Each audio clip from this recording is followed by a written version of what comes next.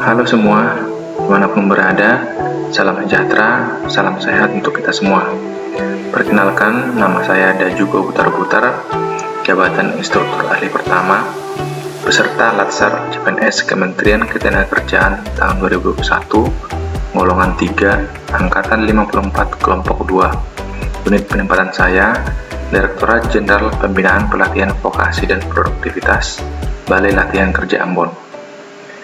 Pada kali ini, tugas individu agenda 2 adalah membuat mind mapping materi akuntabilitas dan nasionalisme. Tugasnya adalah membuat nilai-nilai penerapan akuntabilitas dan nasionalisme di unit organisasi. Baiklah, yang pertama kita akan membahas akuntabilitas. Sebelumnya, kita perlu menjelaskan nilai-nilai dasar PNS itu ada 5: akuntabilitas, nasionalisme, etika publik, komitmen mutu, anti korupsi, atau yang biasa kita singkat dengan ANEKA. Pada kali ini kita akan membahas penerapan nilai-nilai dalam unit organisasi, yaitu pada nilai akuntabilitas. Akuntabilitas itu sendiri mempunyai nilai-nilai diantaranya 1. Kepemimpinan. Kepemimpinan itu bisa diterapkan dalam unit organisasi, contoh nyatanya bersikap teladan tanpa merugikan orang lain.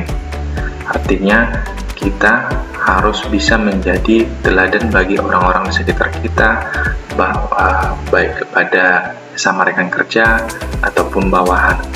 Tentunya tidak merugikan orang lain. Yang kedua, nilai integritas. Integritas ini contohnya datang ke tempat kerja tepat waktu. Kenapa dia masuk integritas? Karena memang kita sudah ada aturan bahwa jam kerja itu harus masuk jam sekian. Nah, kita harus komit, kita harus mempunyai integritas, harus datang sesuai dengan waktu yang sudah ditentukan. Berikutnya, nilai keadilan. Nilai keadilan contohnya memberikan pelayanan yang sama kepada semua masyarakat, tidak membeda-bedakan, harus berlaku adil, tanpa memandang siapa orangnya. Nilai berikutnya, transparansi. Transparansi contohnya, membuat laporan pertanggungjawaban dana yang digunakan. Nah, dari laporan itu, maka semuanya jelas, tidak ada yang disembunyikan. Dalam membuat laporan juga harus sesuai fakta. Jangan ada yang dikurang-kurangi atau dilebihkan, sehingga dalam hal ini dana-dana yang digunakan benar-benar transparan sesuai dengan fakta di lapangan. Nilai berikutnya, tanggung jawab. Contohnya menyelesaikan setiap tugas dengan tuntas. Artinya apa yang menjadi tugas kita, apa yang sudah menjadi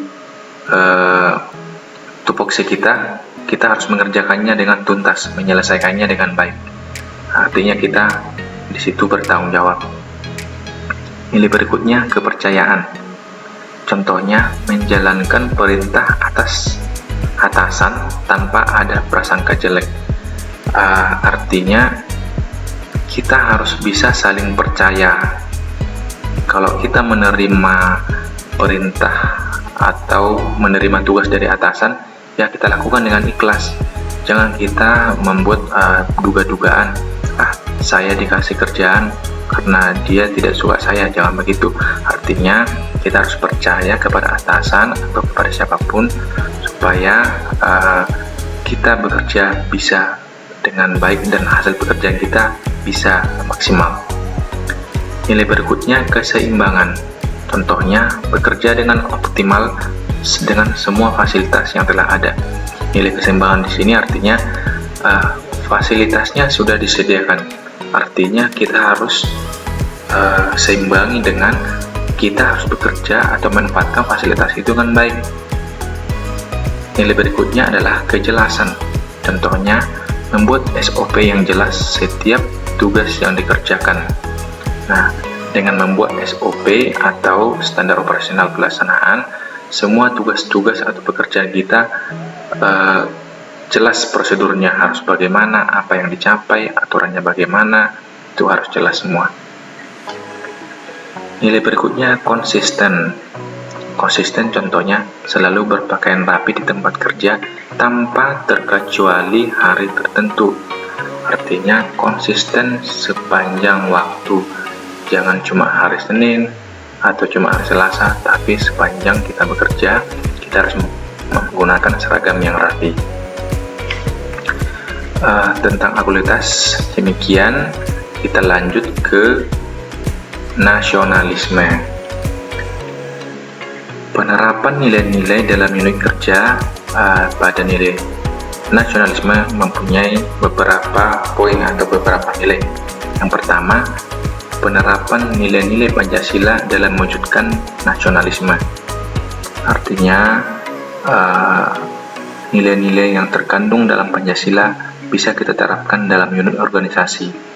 Contohnya, menjaga toleransi dengan rekan kerja meskipun beda agama. Ini kita menerapkan pada penerapan nilai-nilai sila pertama. Menghormati pimpinan, itu pada sila kedua. Bergaul dengan semua rekan kerja tanpa memandang sara, itu sila ketiga.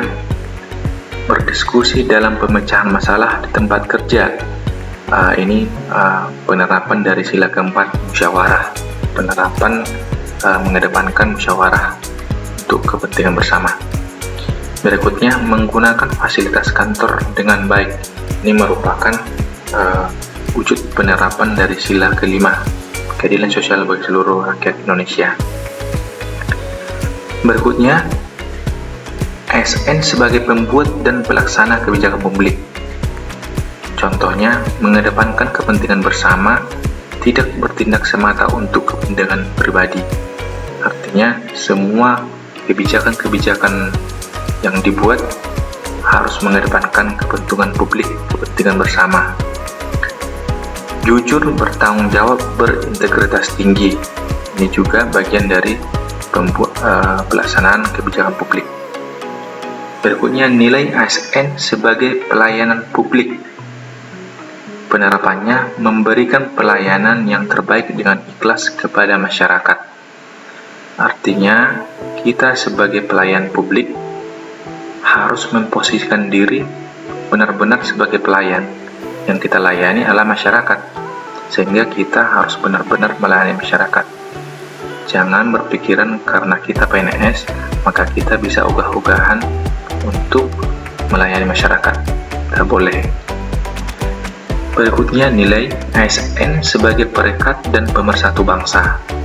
Penerapannya, tidak sembarangan menyebarkan informasi yang belum tentu kebenarannya. Nah, ini termasuk informasi-informasi yang ada di media sosial atau di grup-grup WA. Kita tidak boleh menyebarkan informasi dengan sembarangan. Kita harus tahu dulu kebenarannya, baru kita boleh memberitahukan atau memforward pesan tersebut kepada orang lain. Contoh berikutnya, tidak mengadu domba teman kerja. Ini juga salah satu penerapan dari sebagai perekat dan pemersatu bangsa. Demikian yang dapat saya sampaikan tentang materi penerapan nilai dasar dalam unit organisasi, dalam hal ini yaitu nilai akuntabilitas dan nasionalisme.